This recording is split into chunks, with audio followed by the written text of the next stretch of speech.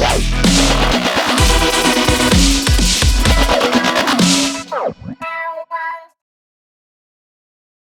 guys, I wanted to jump on here really quickly because another Shanquella Robinson update has come in.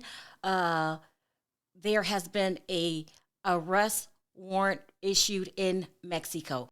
So why don't you go ahead, take a look at this breaking news report, and then I'll let you know exactly what this means. News overnight about the mysterious death of Shanquella Robison, an American tourist in Mexico. Authorities there announcing an arrest warrant. Mona Kosar Abdi joins us with more on this development. Mona, good morning to you, but still so many questions. Still so many unanswered questions. Janae, good morning. Mexican authorities are announcing a major development in the mysterious death of 25-year-old American tourist Shanquella Robinson. Police issued their first arrest warrant Wednesday, charging an acquaintance of Robinson's with femicide, a form of gender-based violence. At this time, local officials have not named that person, but they have identified them as a direct aggressor against the Charlotte native.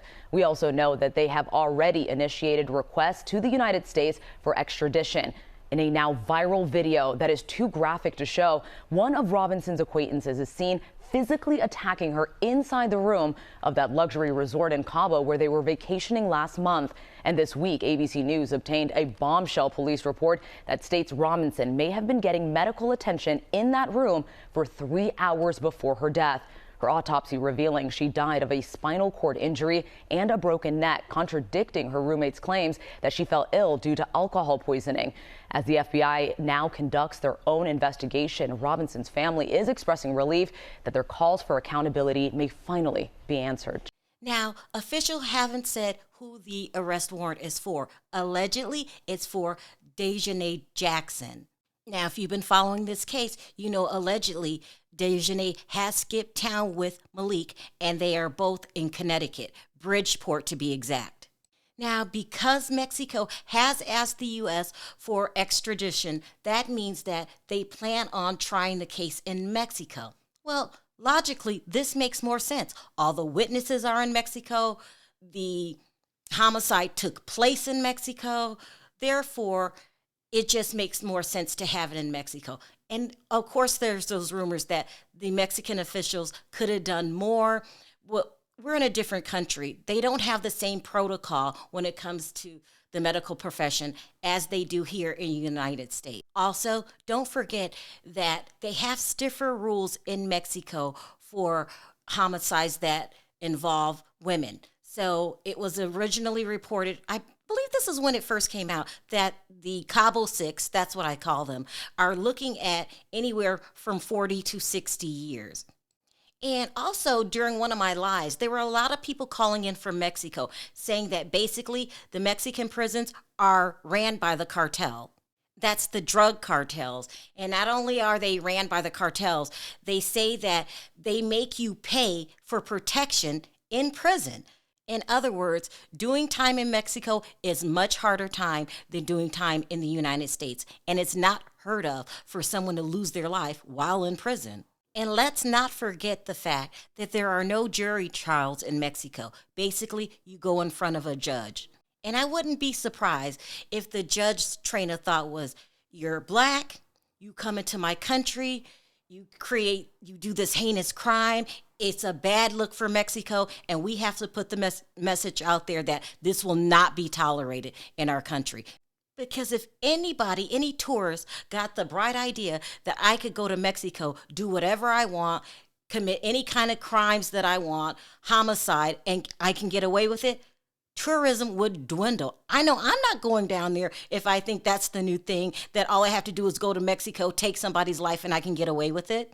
Now, with all that being said, there's still the possibility that United States would not grant extradition. But I don't see why they would do that. I mean, the FBI has been working with Mexico. They know that Shanquella's family wants justice. And what do they care if the Cabo Six have to do hard time in Mexico, as long as justice was served? Now, let's talk about this Instagram live that has surfaced of Winter Donovan going live, basically trying to clear her name after the first tape of them attacking Shanquella surface.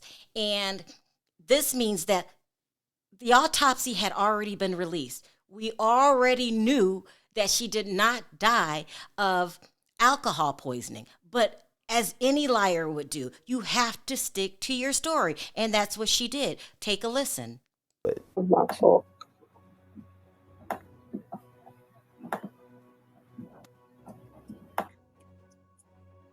Man, I can't rush her.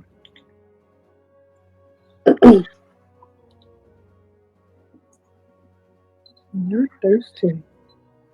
So my fault. All right, so yes, she did have a fight that y'all see, and that's going viral. They were fighting because Quilla did some crazy shit while she was drunk. So she basically told her to let's fight. I don't want to drag you out of the bed. Quilla didn't want to, and that's how that happened. Unfortunately, she did die because of. Now, according to the people that were listening to the live, this is the part when she did admit to Shanquella dying of alcohol poisoning, but it faded out and then it went back to recording. So I don't know. Because y'all see something in the video don't mean that happened. They're just trying to cover it up with a broken spine and whatever else they're saying.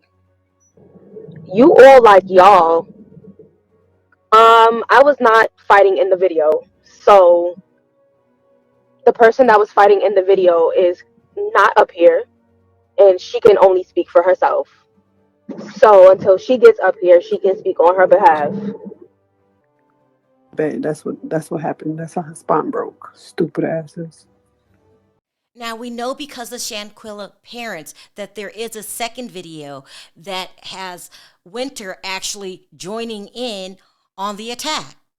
Not only that, we have an autopsy report that reveals that there's absolutely no alcohol in her system. So it's obvious at the end of the day, this live was made for public opinion. And at the end of the day, this excuse is not going to fly in any U.S. court, and especially not in a Mexican court. And even worse, if there is a tape out there, including you, Winter, in the attack, like you're actually on film, this is not going to fly. So I do plan on going live with this information tomorrow, and we can discuss it then. In the meantime, let me know your thoughts in the comments section. What do you think about Winter sticking to her story that she died of alcohol poisoning? And even worse, what are your thoughts of them going to a Mexican jail where it's known that the real leader in any Mexican prison is the drug cartels, and they make you pay for protection? Allegedly, I mean, where are they going to get this kind of money? Is their parents going to pay for their protection? They're not working when they're in the prison. This is complicated at best. Let me know your thoughts in the comment section. Until next time, bye for now.